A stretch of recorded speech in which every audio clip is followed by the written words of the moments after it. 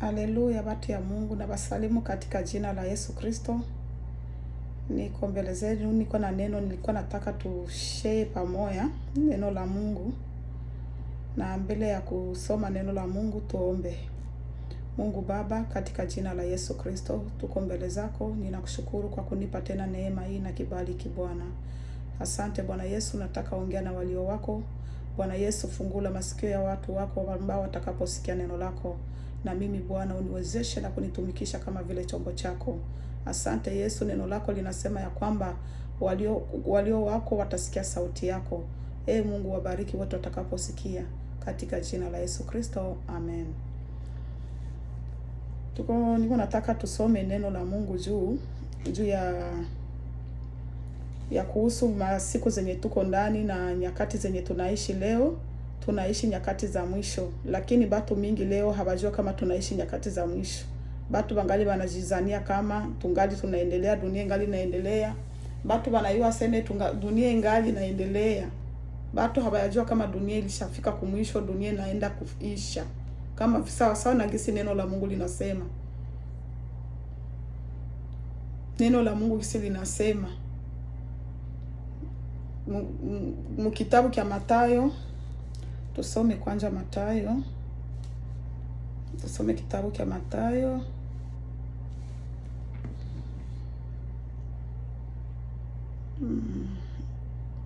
Mathayo 24.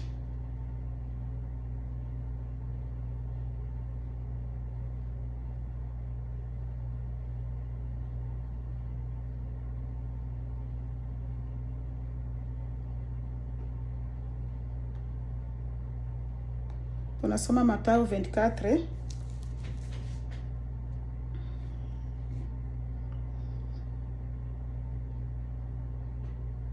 Tuanze tu mstari wa kwanza. Batu biko banawazia aseme dunia ingali inaendelea. Tangia balisemaka Yesu atakuya, mbone Yesu hakuyake. Batu mingi bako banasema vile. Depo balisema Yesu atakuya, mbone Yesu hakuye, mbone Yesu hakuye. Yesu iko nakuya. Yesu iko nakuya kamata walio wake. Ni siku zenye kila mtu ni kujitayarisha. Manake ni kujitayarisha. Walio wa Mungu batajitayarisha, watoto wa Mungu bajitayarishe. Bwana wetu Yesu Kristo kuna kia tukamata. Bwana harusi iko nakuya.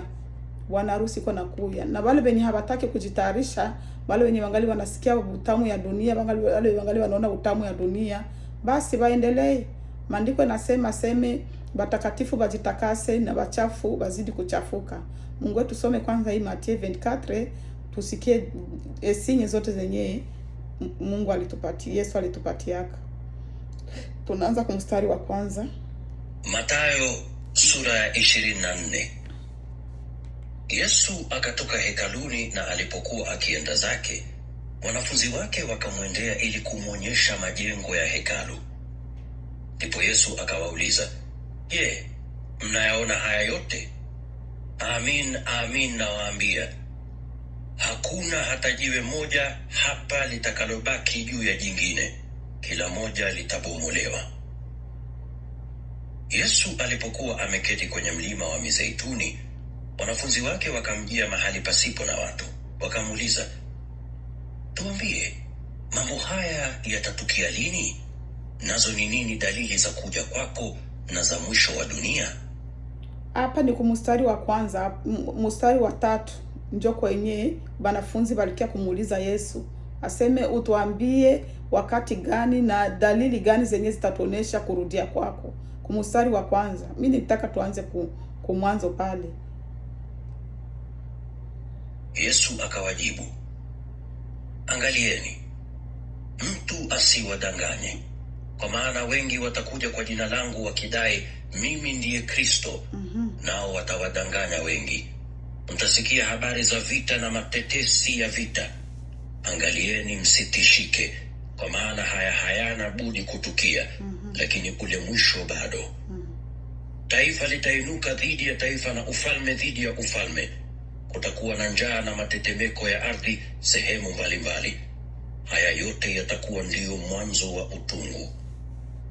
Ndipo mtasalitiwa ili mteswe na kuuawa, nanyi mtachukiwa na mataifa yote kwa ajili yangu. Tukua tunaenda kipande kidogo kidogo. Unasikia gisi Biblia inatuambia aseme matetezi ya vita, njala,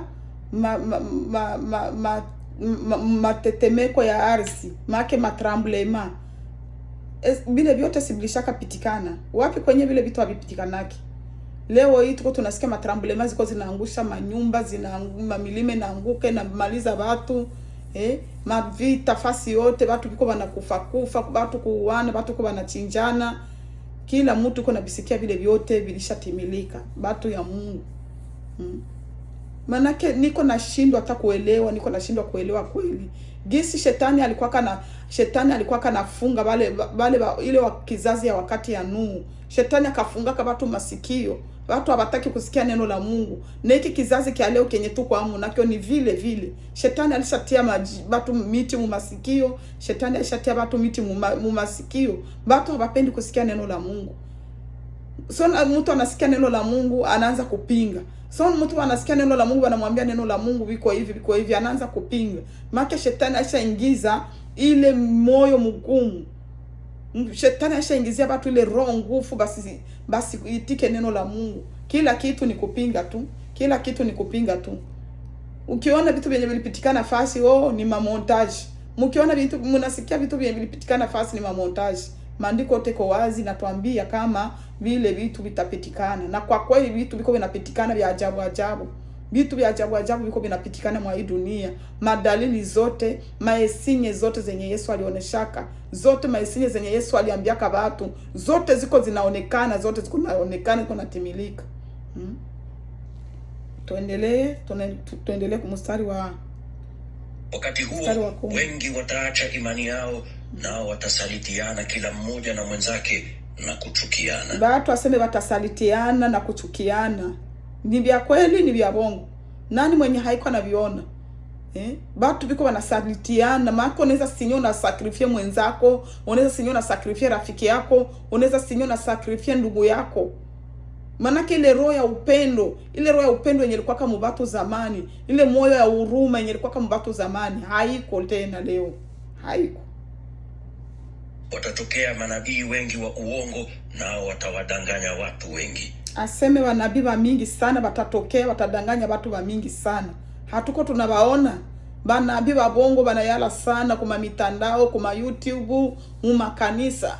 Uko na shangalo uko naona aseme mtu anajiita aseme ni kama ni profete, anajiita sio kama bishop, anajiita sio banabii banani, bako na kunyisha watu mafuta, kuombea mtu mpaka makuta ulipe pesa kwa mbele kwanza uende uone wa kukuombea kwanza ulipe makuta mbele ya kuguse makuta mafuta naleta mafuta hatuye kama ni mafuta za bafu kama ni mafuta za bana zitosha wapi bako na kunyisha watu aseme mafuta njoo aseme mafuta ya upako siyo mafuta za nini mamai za baraka bile vyote ni banabii wa bongo bali msikie kisi neno la Mungu linatuambia.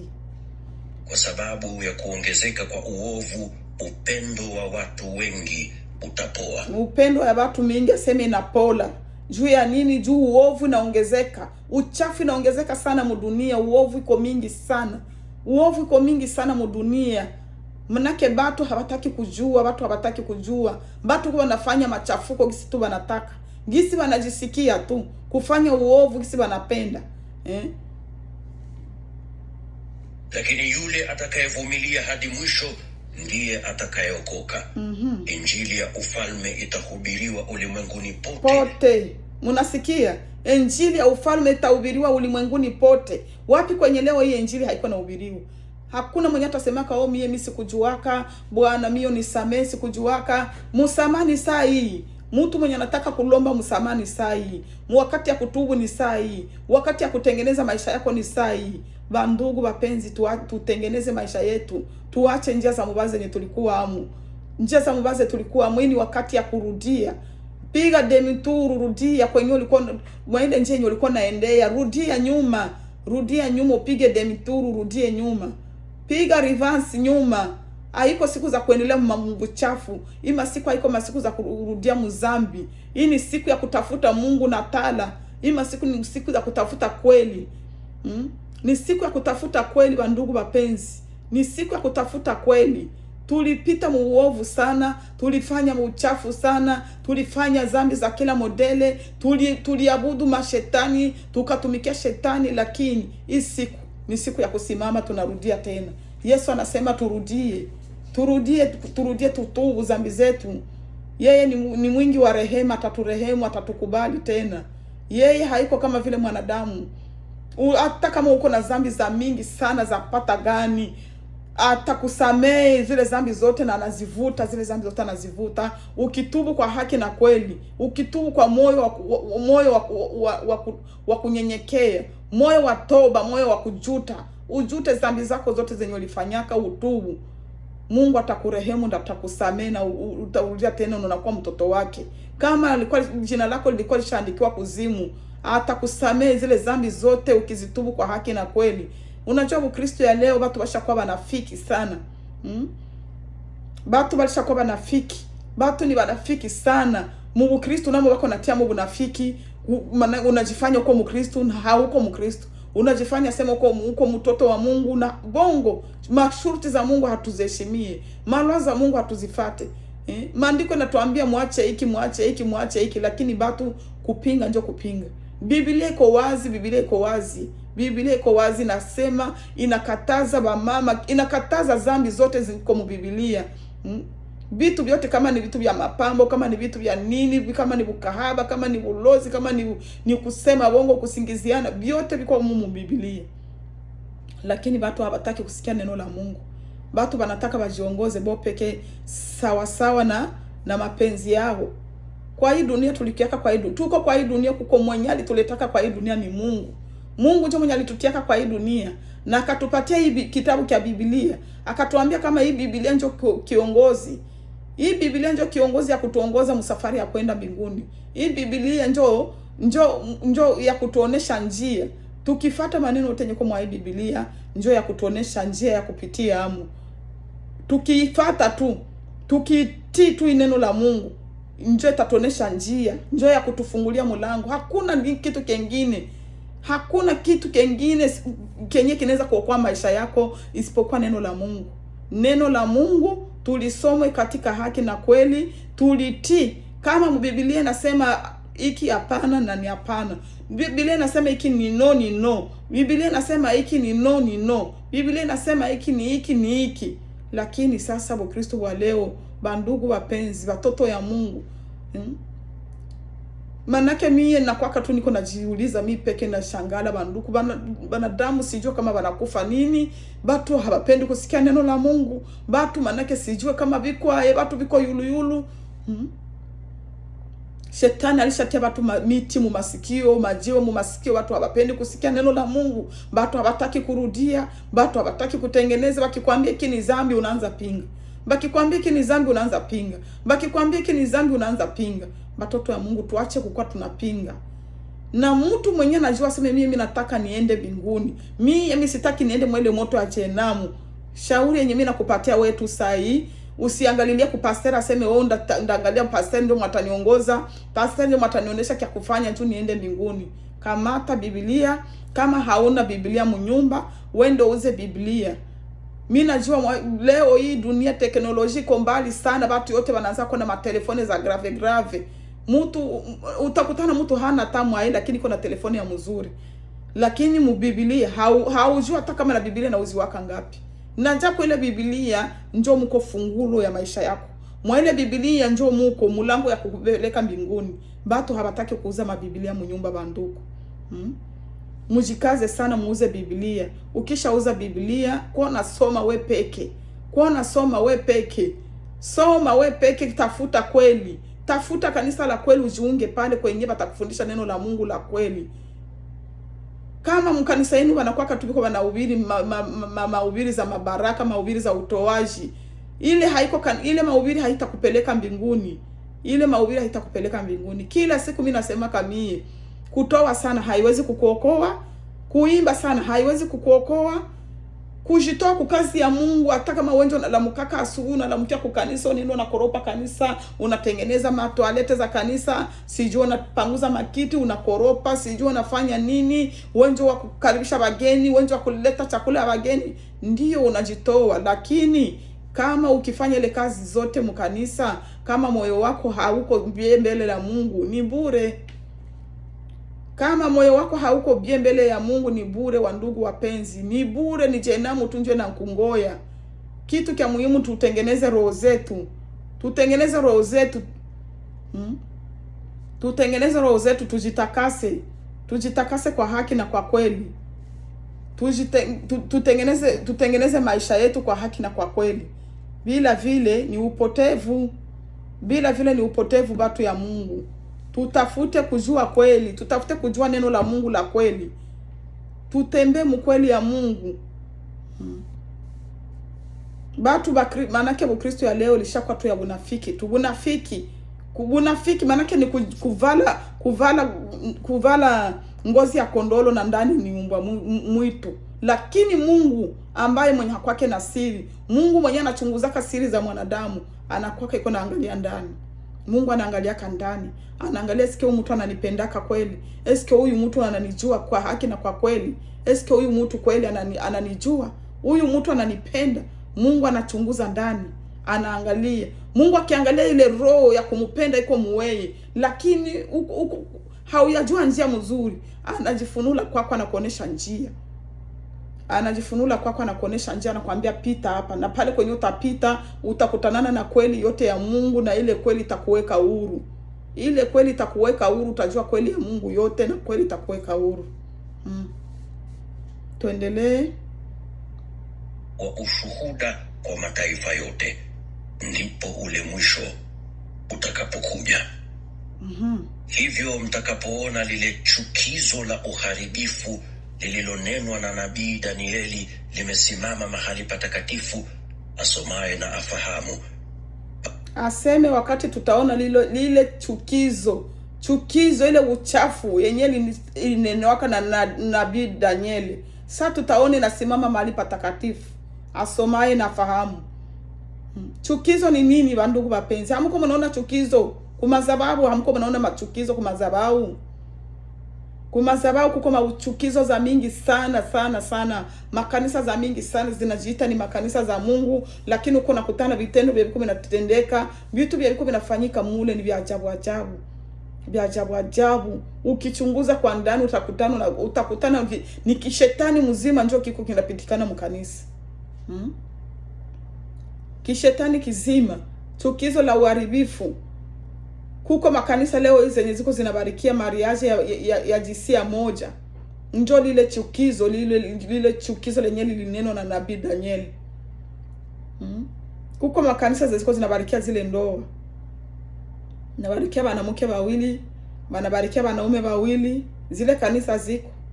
Njoo lile chukizo lenye linasemewa hapo. Aseme asomaye na fahamu. Sasa hata kama wenjo mtu mwenye hausiki yake, hata kama wenjo kipofu, wenjo kiziwi, hivi vitu vyote vyenye wanasema hapa habituambie kitu. Esinye zote zenye Bwana Yesu alitupatia zote njoo hizi ziko hapa. Uwe peke ukamate tu Mathayo 24, ujisomea uwe peke mwako, uanze tu kumstari wa kwanza. Usome upe kujisikilie, uangalie kama vyenye wanasema pale kuko kenye hauyaona. Mudunia yote mzima utaenda utakutana kama vyote vyenye vinasemeka hapa, vyote vilishapitikana. Sasa bandugu bapenzi, juu ya nini hatupendi kutoka mzambi? Juu ya nini hatupendi kutoka mzambi? Turudilie Kristo. Turudilie Kristo, tutoke mzambi. Dunia haina mokitu. Hii dunia haina mokitu batoto ya Mungu. Hii dunia haina mokitu. Tutembee mkweli ya Mungu. Tusome maneno ya Mungu ituongoze. Tuongoze, neno la Mungu ni kweli. Neno la Mungu ni kweli, aseme tutajua kweli na kweli itatuweka huru. Kweli itatuweka huru. Banduku nyi benye mungali mu distraction za dunia. Dunia iko nenda isha. Dunia iko nenda isha banduku.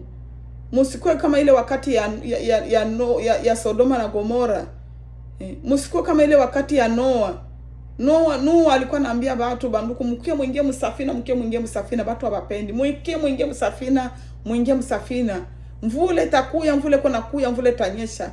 Watu bakakuwa na katala, banatukana Noa, akakamuzeka na zeeka mubaya, akakamuzesi iwe nini.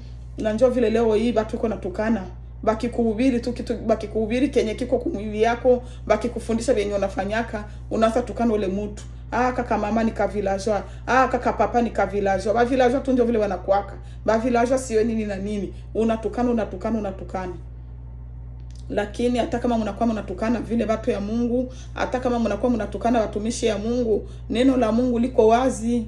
Neno la Mungu liko wazi na litabakia tu milele. Neno la Mungu liko wazi. Aseme mtu mwenye atakufa hasiki yake. Njoo vile ile wakati ya Noa, watu walikuwa wanabaambia mvule tanyesha wakupendaka kusikia. Mvule tanyesha wakupenda sikia. Banduku, tusome kwanza kitabu cha Mwanzo. Tusome kitabu cha Mwanzo, tusikie gisi pale kwa kitabu cha Mwanzo nako kunasema nini. Mwanzo 7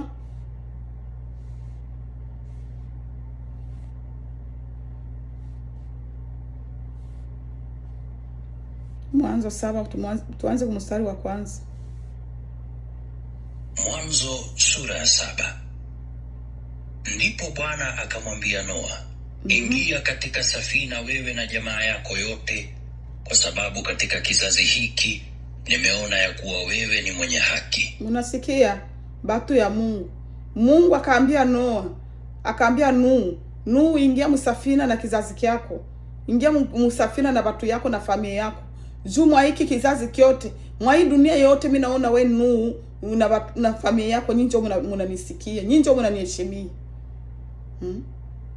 Mungu iko natuma banabii, Mungu iko natuma batumishi, Mungu iko natuma ujumbe, Mungu iko natuma maujumbe banduku, mwache hivi, mkifanya hivi ni vya shetani, mkifanya hivi ni vya shetani. Watu biko banapinga, watu hawataki kusikia neno la Mungu. Tuendelee. Uchukue wanyama 7 walio safi wa kila aina, wa kiume na wa kike, na wanyama wawili wa kila aina walio najisi, wa kiume na wa kike. Pia uchukue ndege 7 walio safi wa kila aina, wa kiume na wa kike, ili kuhifadhi aina zao mbalimbali katika dunia yote. Siku 7 tangu sasa nitaleta mvua juu ya nchi kwa siku 40 mchana na usiku. Nasikia Mungu iko napatia Noa masharti vitu vya tafanya. Aseme kamata nyama 2 usiingize mule. Watu balikatala ingie. Watu hawapendi ingia msafina. Mungu akamwambia wende kamata manyama, kamata 2 ya mwanaume na ya mwanamke, tia mule msafina. Noa akafanya vile Mungu alimwambia. Mungu akasema mvule tanyesha. Tusome. Nami nitafutilia mbali kutoka katika uso wa nchi kila kiumbe hai. Mungu nasikia, sina tabezo hata kuinterprete. Nilichokiumba. Noa akafanya yote kama Bwana alivyomwamuru. Noa alikuwa na miaka 600 gharika ilipokuja juu ya dunia. Noa na mkewe na wanawe na wake zao wakaingia katika safina ili waepuke ile gharika. Nasikia Noa na familia yake wakaingia. Hakuna hata wa nje mwaliki yake, hakuna hata jirani mwenye alisemaka ngwana mimi nifate huyu mtu. Njoo muone pale kama mwanadamu ni muasi tu tangia zamani. Tangia zamani mwanadamu tu ni muasi tu. Tangia zamani mwanadamu ni muasi. Hakuna hata voisin walionaka Noa iko natengeneza ile safina seme akose na mimi niingie kwanza humu nikimbilie humu nione vile vitapitikana. Bote wakabakia biko mu maluyengeza hapo, bako banakula raha ya dunia, bakafunga masikio yao, shetani akawafunga masikio. Tuendelee hapa chini tusikie. Jozi ya wanyama wasio najisi na walio najisi, ndege na viumbe vitambaavyo, wa kiume na wa kike, walikuja kwa Noa wakaingia katika safina kama Mungu alivyomwamuru Noa. Baada ya siku zile 7 maji ya gharika yakaja juu ya dunia. Baada ya siku 7 ile mai ikakuya, manake mvule kanyesha, manake ile ya mfululizo yenye hawayaonaka mai kayala. Katika siku ya 17 ya mwezi wa pili mwaka wa 600 wa kuishi kwake Noa, siku hiyo ndipo chemchemi zote hata zilizo chini sana ya ardhi zilibubujika kwa nguvu, na malango ya mafuriko ya mbinguni yakafunguliwa. Mvua ikanyesha juu ya nchi siku 40 mchana na usiku. Nasikia mafuriko ya mbinguni Mungu akaifungula. Kama mimi naweza iita mafuriko, kani ite ni migezi, kani ite lake siuwe. Mungu akaifungula ile mai yote kamwangika siku 40. Siku 40 mvule kona mwangika, manake mvula yenye hawayaonaka. Siku hiyo Noa na mkewe na wanawe Shemu, Hamu na Yafethi pamoja na wake zao wakaingia katika ile safina. Nao walikuwa pamoja na kila mnyama wa mwituni kufuatana na aina yake, wanyama wote wafugwao kufuatana na aina zao, kila kiumbe kitambaacho juu ya ardhi kwa aina yake, kila ndege kufuatana na aina yake, kila kiumbe chenye mabawa. Viumbe vyote vyenye pumzi ya uhai ndani yake vikaja kwa Noa viwili viwili, vikaingia katika safina. Wanyama walioingia katika safina walikuwa wa kiume na wa kike, wa kila kiumbe chenye uhai kama Mungu alivyomwamuru Noa. Ndipo Bwana akamfungia ndani. Nasikia tunaweza ishia hata pale kabisa kwa ile 17. Mungu akafunga mlango yepeki, akafungia Noa mlango. Jua liwaka saa moya, Noa akosa atasikia voice iko na mlalamikia, atasikia huruma. Mungu yepeki akabloke. Neema iko naisha bandugu. Neema iko naisha. Saa hii tuko na neema. Saa tu kanisa tutanyakuliwa tu basi. Mtu mwenye hajitarishi kanisa tu setanyakuliwa basi kabisa. Wewe ujue tu lwako lunaishi. Mtu mumwaka naambiaka hivi aseme basi mie kama siende muunyakuo, mie basi ndakuya ngoya tu ile wakati mpinga Kristo atakuwa na katakata batu, basi ndakuya vumilia tu ile mateso wanikatekate tu mimi niende tu wangu mbinguni. Ase juu maneno ya Mungu nasema aseme ule mwenye atajoka kwa damu yake atakufa naenda mbinguni. Ile neema ni ya Waisraeli, ngo Mungu niwaambie. Waisraeli njo benye ile neema. Eske muna kama hii neema tuliipata haikukuwaka yetu. Yesu Kristo alikuyaka juu ya Waisraeli. Waisraeli wakati walimkatala, bakakatala, alikuya kwao lakini bakamkatala. Akakuya kusieba mataifa. Sieba mataifa neema katuangukia saa vile liziva. Neema katuangukia saa vile mvule na mwangikaka. Ni neema yenye tulipataka haikukuwa kata yetu. Njoo maana msiko na jidanganya. Nyie watu wenye mko mnaenda mu makanisa hamutaki kushika wokovu mzuri, mko mnakamata wokovu za vile muza, mko mnawaza wokovu ni lele mama, mko nafama blage mkanisa, unaenda mkanisa nawe peke mwenye ulienda mkanisa hakuna kile ulitosha amo, na vyenye wako na bafundisha ni habari za mabaraka, sio habari ya nini ya kutoa. Mtu gisa anaenda kama mkanisa, mtu iko na venta mkanisa iko yule haubadilikake, haukomalake, uko tu bebela ala neno la Mungu. Unabakia uko tu bebela ala neno la Mungu na uko na miaka mkanisa. Banduku, tujiangalie, kila mtu ajiangalie. Na mimi nilikuwaka vile. Nilikuwaka vile batu ya Mungu. Nilikomalia mkanisa mie huyu nilingwa mimi natoka Afrika na yeye niko Mkristo wa grave. Kumbe nilikuwa bongo. Na Mungu alinionea huruma juu ningelikufaka mwa ile hali ningelienda kujenamu. Ningelikufaka kama niko kujenamu saa hii. Benzetu benye balikufaka habana hii bahati nyesi yetu kwamu. Sisi tunapata bahati, tunapata hii neema. Mungu kuna tuma maujumbe, iko natuma ma message, iko naambia watu vyenye vinaweza acho nenda kumoto, vyenye vinaweza acho nenda mbinguni. Mungu iko natuma zile maujumbe ziko mingi. Maujumbe ziko mingi sana kuma YouTube, maujumbe ziko mingi. Mungu iko nakamata watumishi yake, anaenda na wapeleka mu maono, anabaonesha habari za kuzimu, anabaonesha habari za mbinguni. Muitike mukatale, lakini ni vya kweli. Mungu iko napeleka watu yake kule, iko napeleka mu maono, anaenda anaonesha habari za kuzimu, anaonesha habari za mbinguni. Anaambia watu, wendo ambia watu yangu, hiki kinaweza acha mtu haende, hiki kinaweza acha mtu haende, hiki kinaweza acha mtu haende. Vyote wanavidetae. Lakini saa yenyewe bako wanawaambia, ama saa yenyewe watu uko nasikiliza wanaanza kupinga. Ile ni bongo. Basi kuvala tu pantalo basi itabeba mtu kumoto. Basi kutia makeup itabeba mtu kumoto. Si hiyo basi kusuka tu nywele itabeba mtu kumoto. Hapana, ile ni bongo. Mungu ni wa rehema. Wandugu wapenzi, Mungu ni wa rehema. Mungu ni wa rehema. Mungu anakuwaka pale juu ya kutembea kukamilisha neno lake. Mungu anakamilishaka neno lake, bandugu wapenzi. Batoto ya Mungu, batu ya Mungu. Mungu anakamilishaka neno lake. Kitu kikisha kuwa tukonfirme mu Biblia, ujue kama kile kitu kama hautaki kukitimiza, ujue kama Jehenamu nje na kungoya. Kitu kikisha kuwa tu mu Biblia kama hautaki kukitimiza, Jehenamu nje na kungoya, batu ya Mungu. Mwacha kucheza na wokovu. Mwacha kucheza na wokovu ba Kristo. Batu ya Mungu. Batu biko wanaenda kumakanisa kufanya tu avantire tu.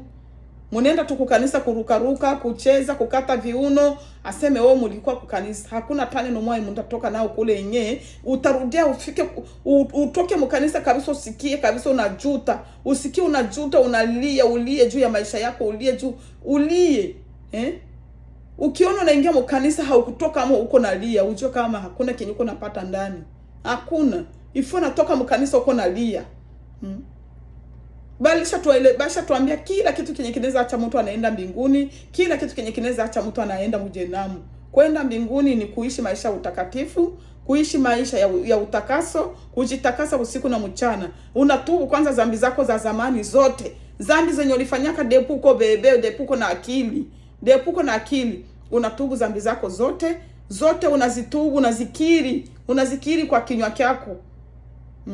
Yakobo, kitabu cha Yakobo ndio kinasema ungameaneni dhambi zenu nyinyi kwa nyinyi. Ifona kiri dhambi zako. Hapana vile wenyewe walikuwa wanatuitaka pale mbele, bako naita watu wasema watu bakukia tubu, mnaenda mnasimama nyewe wote pale mbele, mnasimama pastora naomba, sasa dhambi zinatoka. Bongo watu ya Mungu. Mimi najua watu watasikia hii video, mimi najua watanipinga. Juu kupinga ni kawaida ya wanadamu. Kupinga kabisa ndio kazi yenye mnayu. Lakini niko nawaambia kweli. Hii tulikuwa tunaendaka pale mbele, banaita base watu bakutubu, nyewe wale mnaenda mnasimama pale mbele, pastora naomba aseme Mungu amewasamee. Bongo zile dhambi zinakuwa ziko tu pale. Na watu mingi biko wanaenda Jehenamu juu ya zile mazambi. Juu ya nini? Haukuziungama uzitubu. Haukuzikiri uzitubu. Zambi yenyewe ulifanyaka depuko mtoto zote. Na ukisha ingia mwele process ya kutubu zambi zako, Roho Mtakatifu anaenda kana kukumbusha. Na zingine zenyewe ulisabwaka zote, Roho Mtakatifu anakukumbusha hazo. Ni kutubu. Ukisha maliza kutubu, unaishi maisha ya utakaso, unaishi maisha ya kujitakasa, maisha ya utakatifu. Kila dakika ni kutubu tu, uko na tubu. Kama unajua ulikosanaka na mtu, unamuita ule mtu kutelefone kama uko mbali naye, ama kama uko karibu naenda unamuona, unamulomba msamaha. Ile dhambi ndio inayotoka.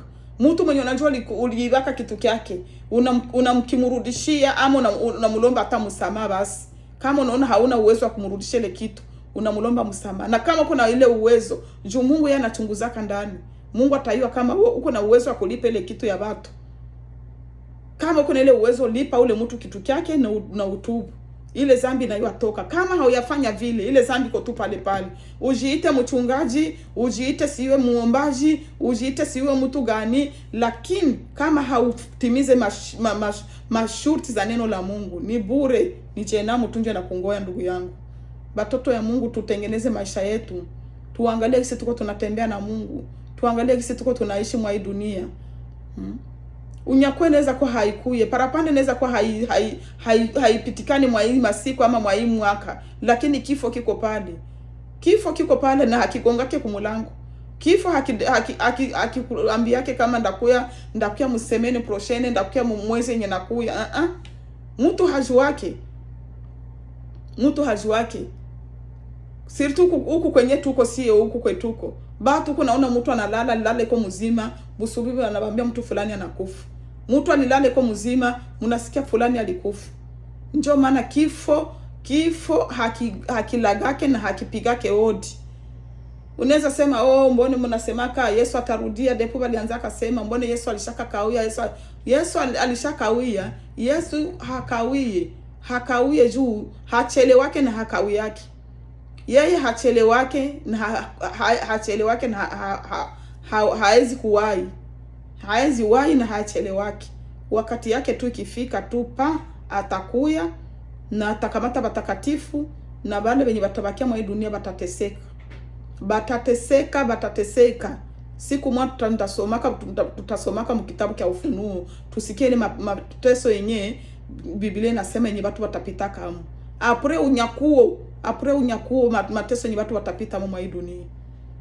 Mimi siko hapa juu ya kuogopesha watu, lakini nilitaka tu nibaambie kama hizi ni siku za kujitayarisha. Ni siku za kuishi maisha kumpendeza Mungu. Kitabu cha Zaburi ndio kinasema aseme, kitabu cha Zaburi 16 mstari wa kwanza, aseme watakatifu wenye biko kudunia njoo mbenye mie Mungu mimi napendezwa kanabo. Sasa watu ya Mungu ni bale wenye wanaenda kwa wanaambia wengine siri tu watu wanasemaka kwa hii dunia hakukwake watakatifu, watu wote ni wenye zambi. Kwa hii dunia watakatifu biko bale wenye wanajitenga na zambi. Watakatifu wale wenye wanamuogopa Mungu, bale wenye wanatembea muoga ya Mungu bako bale wenye wanajitakasa usiku na mchana bako. Na njoo maana Mungu aliandikaka vile. Haingeliandikiwa ingelikuwa kase Mungu alionaka kama mdunia hamuna mtakatifu na hamutakuwa kama mtakatifu, hawangeliandikaka vile. Lakini gisi iko mbiblia manake watakatifu bako. Usiwaze wewe gisi uko na pekenya zambi sakalanga, usiwaze na kila mtu. Watakatifu bako banduku. Na wewe ujikazo ingie miongoni mwa wale watakatifu, wale ambao wanajitakasa usiku na mchana, wale ambao walioshwa kwa damu ya mwana kondoo. Na wewe ujikazo ingie ndani. Hata kama zambi zako kama ziko nyekundu kama damu, aseme Bwana atazitakasa, ataziosha, zitakuwa kama teruji. Teruji ni neje ya mweupe. Mungu ataziosha, atazitakasa. Ukizikiri tu kwa haki na kweli na kwa moyo wa toba, moyo wa kunyenyekea, moyo wa kujuta, Mungu anakusamea dhambi zako zote na anakutakasa na unakuwa wa mpya tena. Batoto ya Mungu, hizi nyakati ni nyakati za mwisho zetu tunaishi. Ni peke Mungu mnaona vitu vinapitikana mu dunia, mko mnaangalia vitu vinapitikana mu dunia. Tujikaze tuishi maisha utakatifu. Tuishi maisha utakatifu. Maisha kupendeza Mungu, maisha kutubu, maisha kutengeneza. Unatengeneza na watu yote, unatengeneza na kila mtu. Mwenyewe uko naye shida, mwenyewe uko naye probleme, mwenyewe mlikwazanaka naye, unampigia simu unamwambia ndugu yangu unisamee, unihurumie kwa ile kitu nilikukoseaka, unisamee. Na ile zambi inatoka. Pale unaishi maisha utakatifu. Ukishamaliza kutubu zambi zako vile, ishi maisha ya neno la Mungu.